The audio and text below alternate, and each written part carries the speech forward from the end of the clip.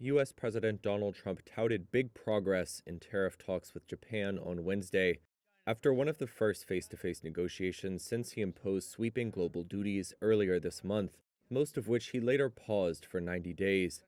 Japan had not expected the president to get involved in Wednesday's talks, which it had been hoping to limit to trade and investment matters.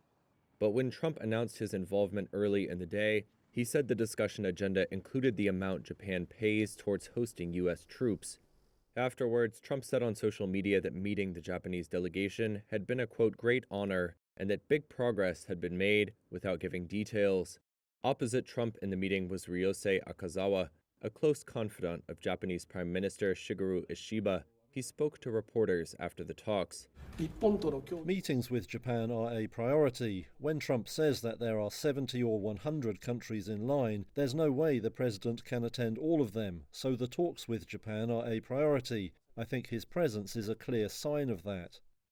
Ishiba sounded a more cautious tone speaking to reporters later in Tokyo, saying that negotiations going forward, quote, will not be easy. Trump earlier this month blasted Japan for what he said was a 700% tariff on rice, a figure Tokyo disputes. Levies on autos are particularly painful for Japan, as cars make up nearly a third of the country's shipments to the U.S., its biggest export market.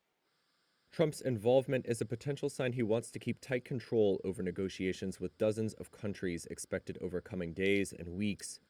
Italian Prime Minister Giorgia Meloni heads to the White House on Thursday to discuss tariffs imposed on the European Union with Trump.